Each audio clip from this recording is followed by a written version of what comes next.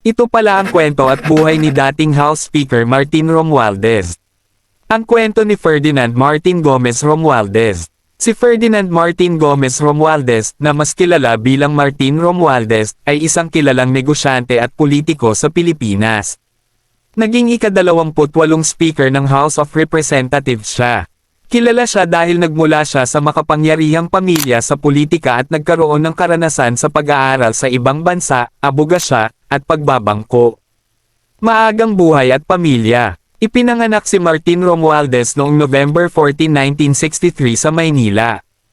Ang kanyang ama ay si Benjamin Kokoy Romualdez, dating gobernador ng Leyte at embahador, at ang kanyang ina ay si Juliet Gomez Romualdez. Kamag-anak siya ng mga kilalang personalidad. Pamangkin siya ng dating First Lady Imelda Marcos. Pinsan niya si Pangulong Ferdinand Bongbong Marcos Jr. May asawa siya na si Yeda Marie Romualdez, isang dating beauty queen at kasalukuyang party list representative ng Tingog. Mayroon silang 4 na anak. Andrew Julian, Ferdinand Martin Jr., Maria Belia Gabriel, at Mad Day.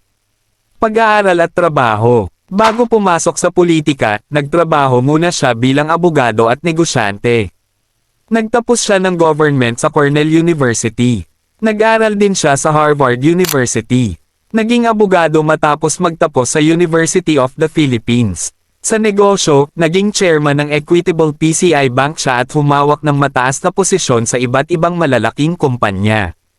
Karera sa politika. Nahalal siyang kinatawan ng 1st District ng Leyte mula 2007 hanggang 2016, at muling nahalal mula 2019 hanggang kasalukuyan. Noong 2019, naging House Majority Leader siya. Noong 2022, naging Speaker of the House siya.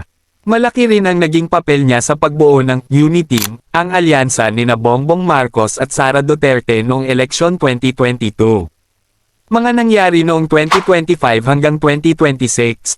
Noong Setyembre taong 2025, nagbitiw siya bilang speaker matapos masangkot sa isyu tungkol sa umano'y problema sa flood control projects.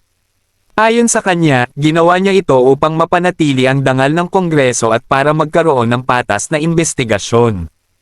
Kahit nagbitiw bilang speaker, nanatili siyang kongresista ng Leyte, at muli siyang nanalo sa eleksyon noong 2025 nang walang kalaban. Tingin ng publiko, may mga taong humahanga sa kanya dahil sa mga batas na tumulong sa ekonomiya at pandemya, pero may mga kritiko rin na kumukwestiyon sa yaman at ambisyon ng kanilang pamilya sa politika. Nagustuhan nyo ba ang ating video mga kakwento? Bigyan mo naman ako ng isang like dyan at e-comment mo na rin dyan sa baba kung saan lugar ka para alam ko kung saan nakarating ang ating video. Salamat!